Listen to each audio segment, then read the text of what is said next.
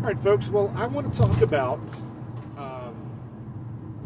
continued from my previous video. Talk about Igagwe, wood booger, yeti, Sasquatch, Bigfoot, or whether it be feral people or wild people or what have you. Now, somebody in my last video in the comment section said, there's no evidence that wild people or feral people exist. And I mean, I understand the skepticism. I'm not saying that they do exist. I'm just putting forth the question, could they exist? And when you say that there's no evidence, and this is not just calling out that person in my comment section, but for any skeptic, my question for you is, what evidence would you expect to find? If we are dealing with beings, creatures, and this goes with Bigfoot as well, or any cryptid like that, what evidence are you wanting to find? What do you expect to see? If we're dealing with creatures, or even a type of person or people that live deep in the woods where we don't dwell, how would we know if they exist or not? Now, a lot of people say, well, we map all this area out. We have topographical maps. We've got satellite imagery and this, that, and the other. That doesn't tell us what's in the deepest recesses of the forest, does it? No. And what we have mapped out largely comes down to trails that are regularly used, campsites, etc. Again, where people dwell, or where people spend a lot of their time. Nobody really goes off trail, let's be honest. Let's be honest with ourselves about this topic. Nobody goes off trail. Hardly ever. And those that do are the ones that come back and say, hey, I saw something. I don't know what it is, but I saw something. Or something happened. That's what we have to understand.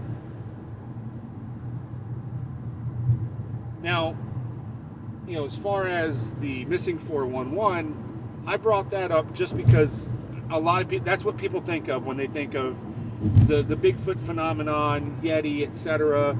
And especially in this part of the country, when people bring up any talk of people missing from the woods, they always bring up the 411. From David Paulides. Now, I know that David Paulides is, I don't think he's 100% a charlatan, but he is a grifter. Folks, he's making money, he's making bank. That is, let's be fair and honest here. He's making money off of missing people, okay? Now, could he be sincere in his efforts to want to document these things? Sure, I would want to document them. I think it's very fascinating, and I think it's open for discussion. So, but it is what it is. This man is a grifter, okay? That doesn't make him malice. It doesn't make him a bad person, but he is a grifter, and quite frankly, he's not very well fact-checked. That being said, put him aside. Put his work aside. Let's talk about what would cause people to go missing unexplainably. That is, people who you've ruled out the possibility of foul play, okay? And I'll get to that in a moment. You've ruled out the possibility of them being lost or falling down a ravine or a crevasse. You've ruled out the possibility of them being attacked by a wild animal. You've ruled out the possibility of weather causing issues or terrain being the problem. You've ruled all that out, and let's assume you've covered all your bases and you still haven't found the person, or when you do find the person, they are, if they survive, they are spinning a very fanciful tale, which makes no sense to the skeptic mind.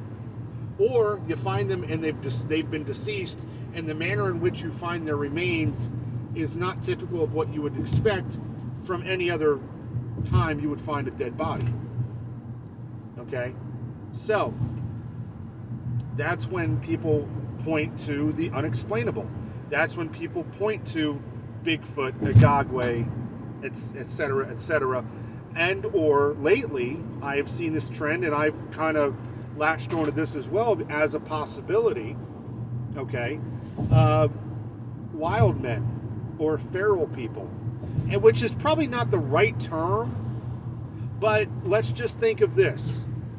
Let's put this in perspective. I mentioned this in my last video, and I realized the audio sucked, and I apologize for that. I didn't realize how bad the audio was.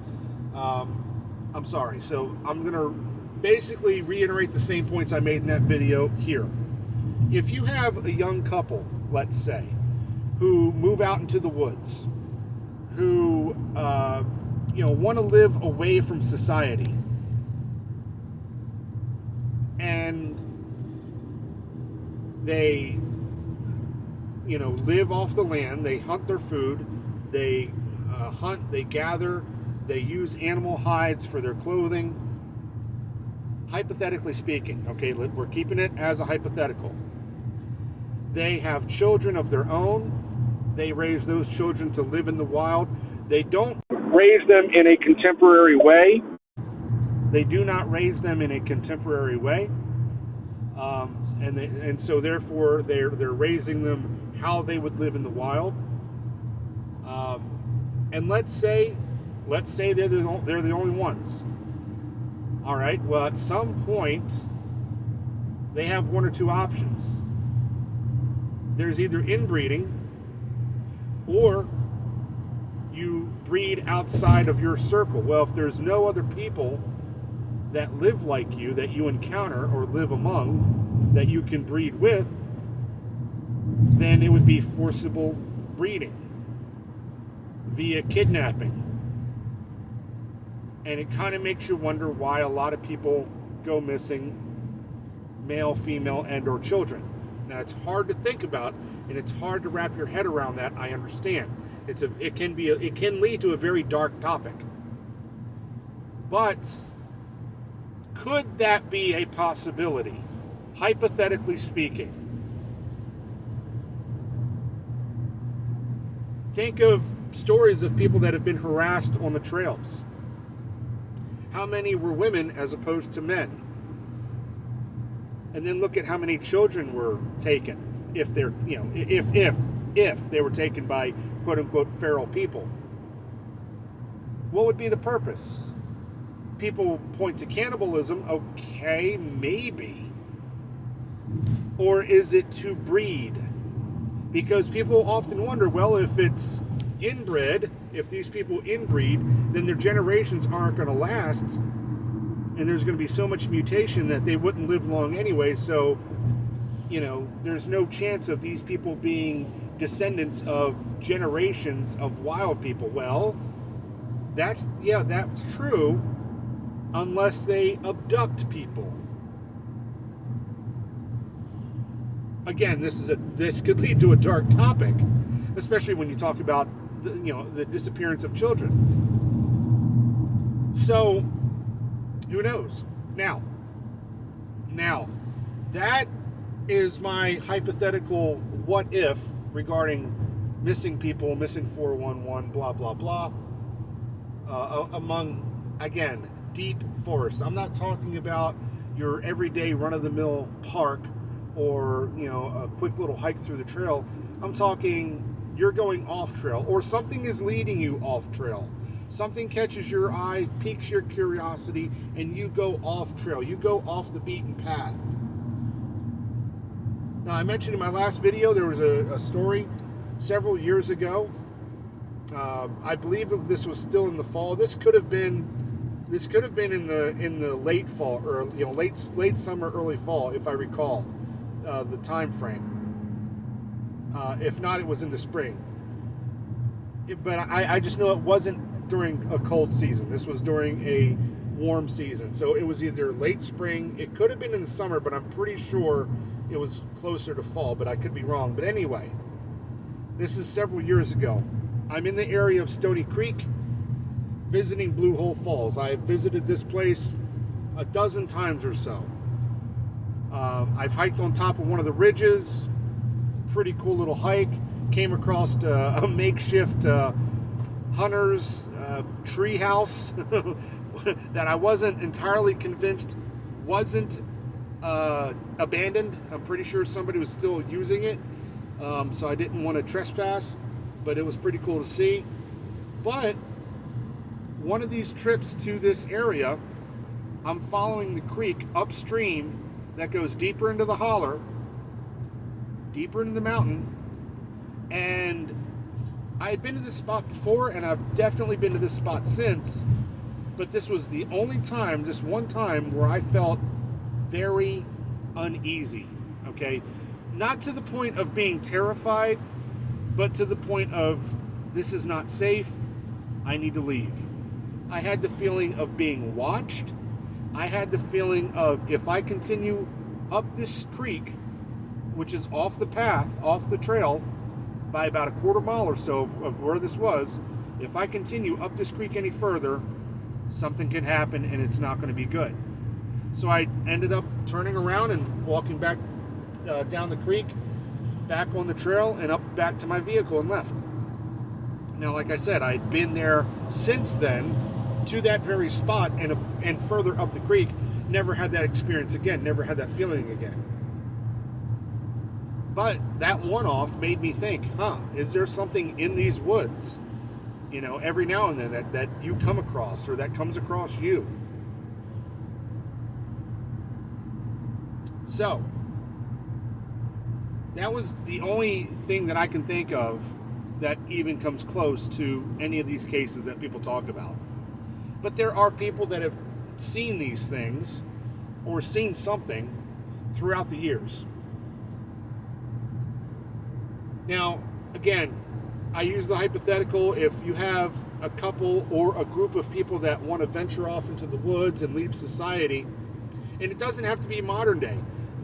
This trope, this tale, this legend, these stories go back a long time, and, as recent as the Great Depression, of people just up and leaving and wandering into the woods and living out their lives there. Well, who knows how many other people they took with them? Who knows how, if they had children, and if they reproduced children of their own.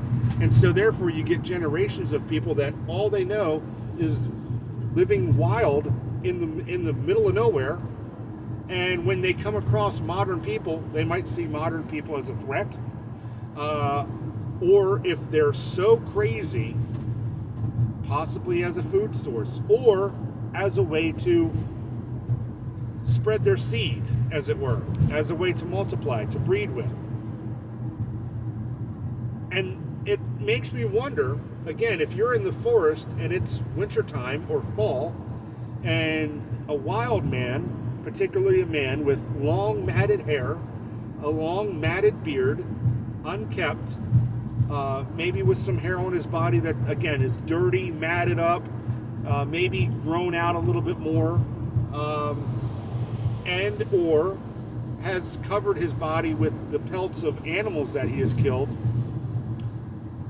From a distance, would that not resemble something like a Bigfoot?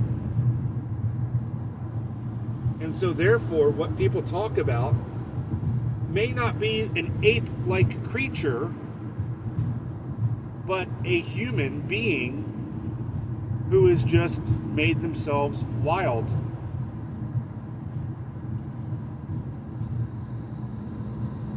And again, people have encountered these things throughout the centuries, or I'll just say they've seen something they can't explain throughout the centuries and millennia around the world. Now, here's another interesting possibility, and this one is probably even more far-fetched. Here in North America, even in this area, just 11 to 12,000 years ago, right around the time of the Younger Dryas event, went extinct the giant ground sloth. This thing stood about 10 feet tall, and if we were to see one today, even though people pretty much know what a sloth looks like, the giant ground sloth is not your typical, three-toed tree sloth. This is a large creature. In Bristol, at Steel Creek Park, where I've done several videos, there's the Nature Center, and I believe I've documented this as well.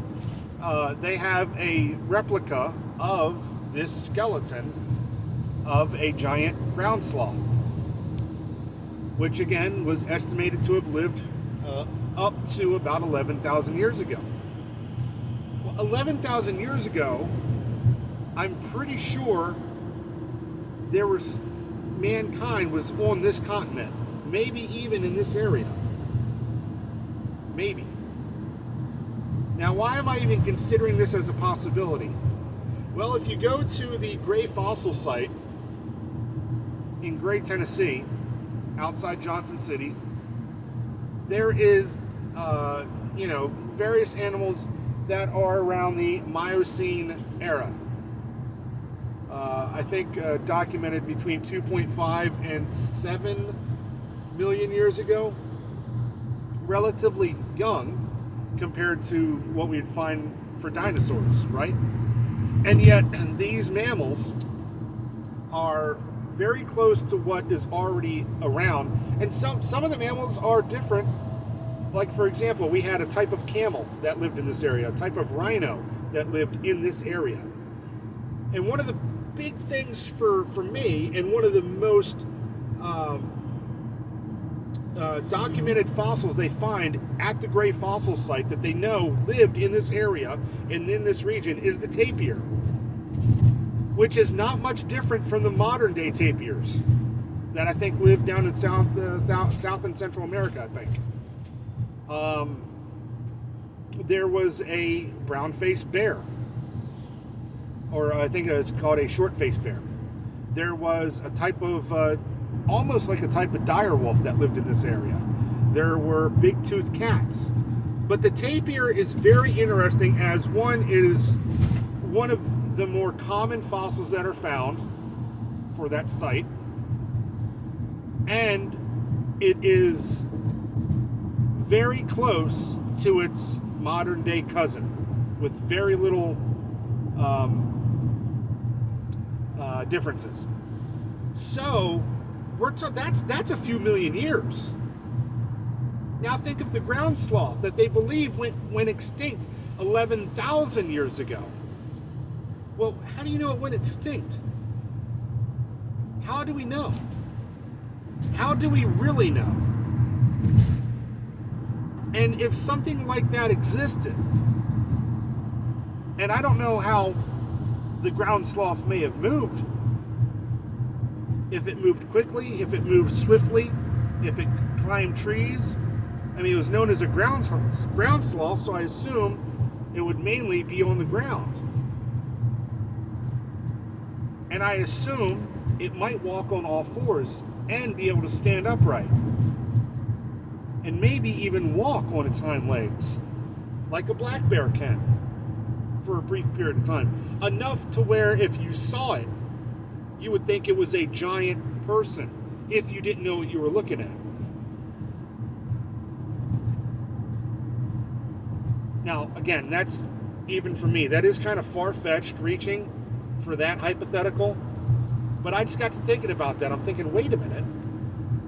If we have animals that survived a certain epoch, okay, or at least are very, very, very closely related on the evolutionary tree to their predecessors from an epoch several million years ago, why don't we have creatures that survived from, say, just 10, 11,000 years ago? How do we know they all went extinct? Now, again, that is a little far-reaching, because you would think, well, we would still find some today, I'm sure. Maybe, assuming these creatures didn't go higher up into the mountains and live there, where, again, most of us do not go. Is 11,000 years long enough for these creatures to evolve a few traits that would differentiate them a little bit from their predecessor? Maybe. Could they have developed the intelligence enough to steer clear of human interaction? Maybe. I do believe, if I'm not mistaken, I do believe around that same time, human beings were coming into this continent. Are we sure that they all went extinct? That is the ground sloth. Are we sure that the giant ground sloth, and or maybe its smaller, cousins and whatnot, relatives, are we sure they went extinct? Look at a sloth. I went to the Knoxville Zoo several years ago, and they had a tree, like a three-toed or two-toed, isn't it three-toed tree sloth, in this aviary. Of all places, it was in an aviary. And it was out in the open for you to pet. And it looks like it's smiling at you. Of course, it doesn't look human, but it has an expression on its face, as if it's smiling at you.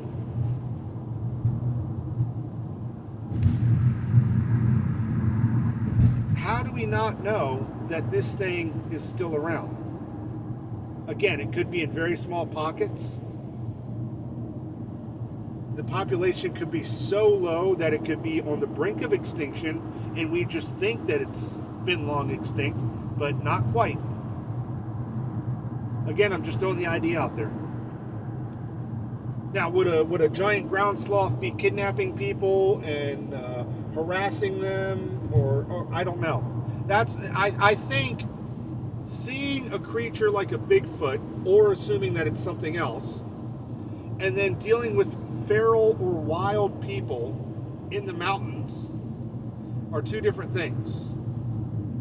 I think any disappearance that is unexplainable is still explainable via human interaction. When we're talking about the idea, the hypothetical of a feral person or a wild man living in the woods and for whatever reason abducting people or harassing them, then we are still dealing with foul play, but just not in the way that we typically would think.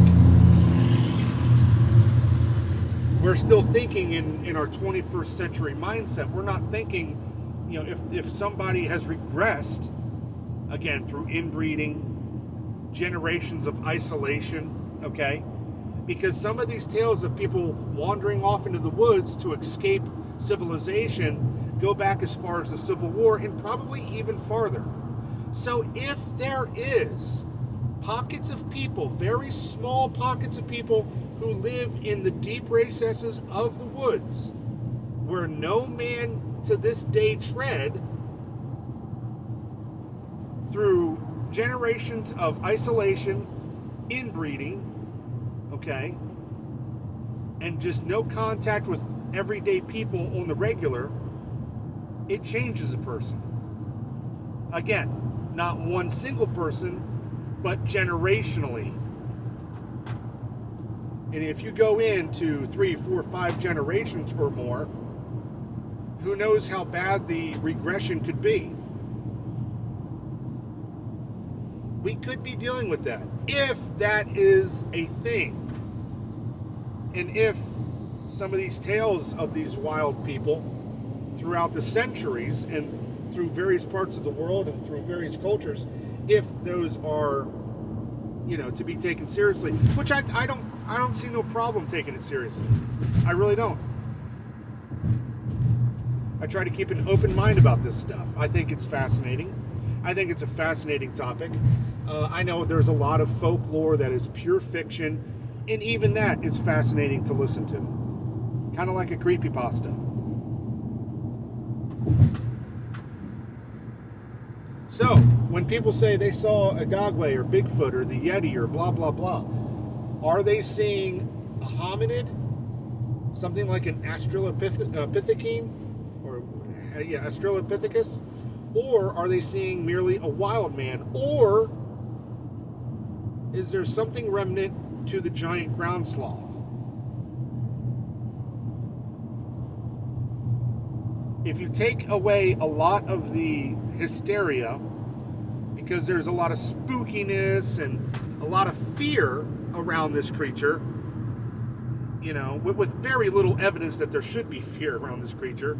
Every claim that says that this creature has malice intent or can telepathically read your mind and do this and, generate a portal and all this stuff, or it comes from a very dogmatic mindset that just it doesn't help, and there's very little evidence for that. That's if there's any evidence for these creatures' existence at all. So let's stick to what we can figure out first before we jump down the spooky rabbit holes. Could there be a remnants of something akin to a giant ground sloth? Now, I know disgraceful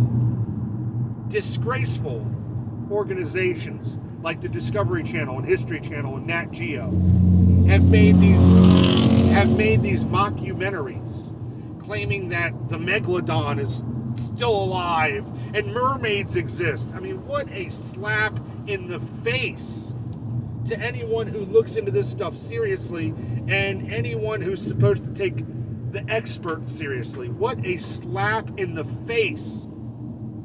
Those that's all they are. They're not info. They're not even infotainment. They're just pure garbage at this point. I haven't watched Nat Geo, History Channel, or Discovery Channel in probably close to a decade. It is just sickening what they've become. I'm not trying to do that with this.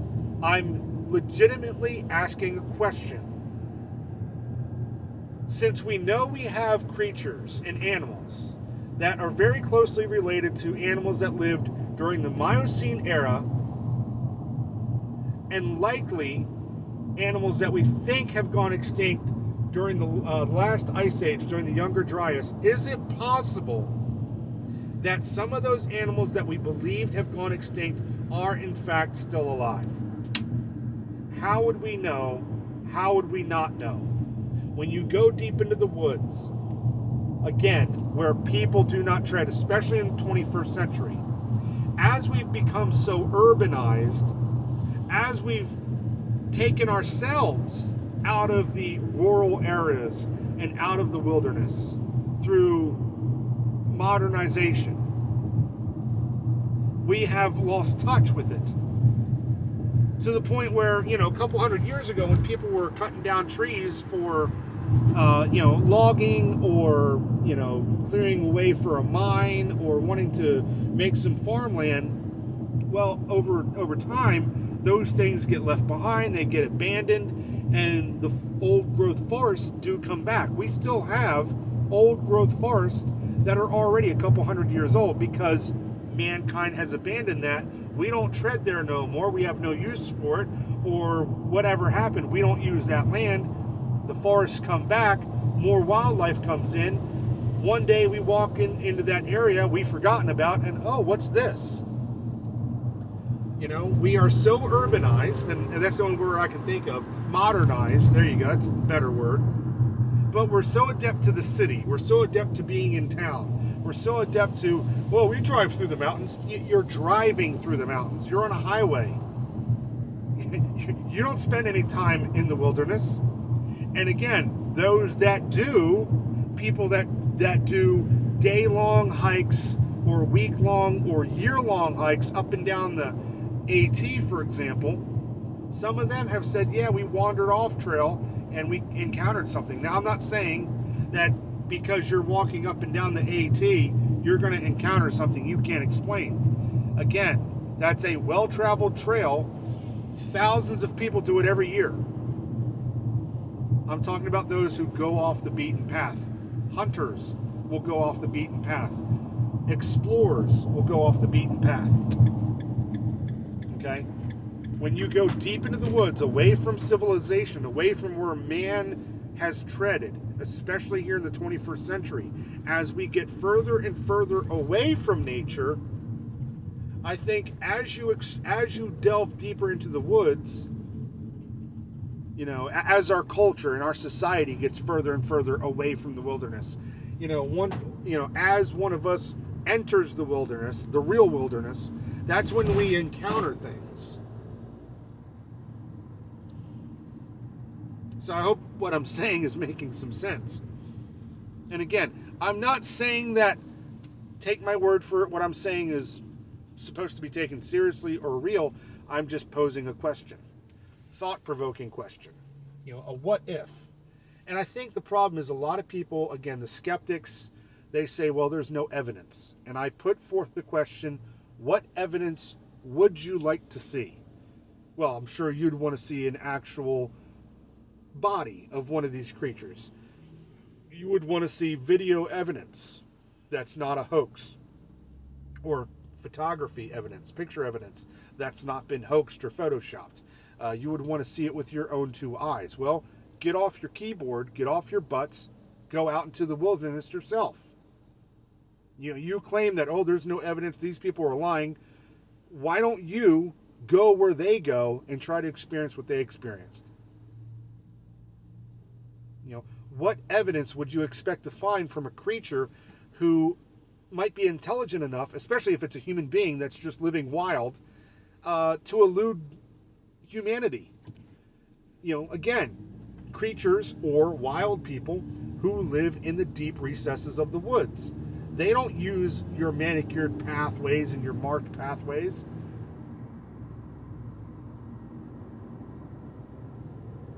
And people say, there's no video or picture evidence. It's all blurry. It's just, paradoxical. Is that the word I'm thinking of? It's where you where you think you see a face and everything, right? Okay, well, my question again is, people are taking pictures, and that's the thing. People say, well, we all have cell phones. We would be seeing something by now. Would we? You realize your cell phone is not meant for telescopic viewing, right? So if you're looking at something in the distance, you might be able to see what you're making out, but by the time you take a picture, I don't care how good your camera is, it is not made for distance photography. And so therefore you're going to get pixelation. And especially if it's in the heat of the moment, you don't have time to make the fine-tuning adjustments to make it sharp and make it clear and you don't have time for that. And this thing is on the move, or 1 minute it's there, the next minute it's gone. Of course it's going to be a bad shot. So why don't you, the skeptic, go out into the wilderness yourself and see what you can see? At the same time, to be fair, I think the skeptics are correct in shutting down a lot of these ridiculous claims of, aliens is one thing. That's another video for another day if I ever decide to talk about that. But, when people make they're aliens and portals and all this other, just get over yourself. And that kind of crap loses the focus on what could be a legitimate constructive conversation about, is it possible that there's something out in the woods, either it be man living wildly, okay, or some sort of creature or creatures that we thought were long extinct that have survived in small pockets. How they've thrived, don't know. How they've managed to breed and adapt, don't know. Maybe it's, oh my God, what is the term?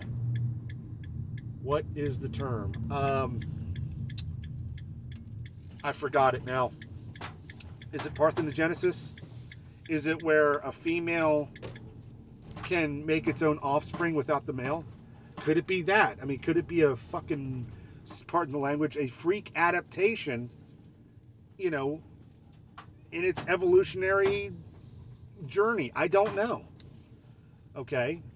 Now, again, people say, well, there's no evidence. Again, I ask you, I get it. I want evidence too. What evidence are you expecting to see? What would you want to see? What do you expect to see from a creature that eludes man in areas where men don't tread? And when men do tread these areas, that's when they say they've seen something. While you, the skeptic, sit back in your chair and say it doesn't exist. Have you gone out in these areas yourself? Those that have have claimed anomalies that cannot be explained.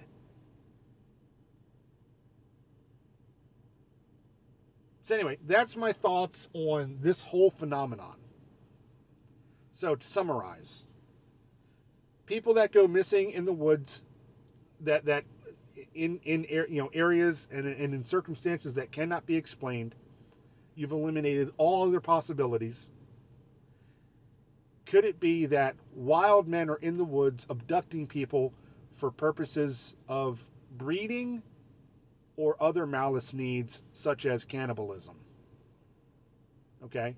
That's if you rule out every other scenario. Other sightings might include, yes, maybe some sort of hominoid creature that we've yet to identify or think have gone extinct, such as Australopithecus. Maybe. Okay? And also, what about the giant ground sloth and or offshoots from that? From the Younger Dryas or during the last ice age. Again, only going back 11 to 12,000 years ago. And the only reason I point to that slight, very slim chance is because of the tapirs that we knew existed several million years ago.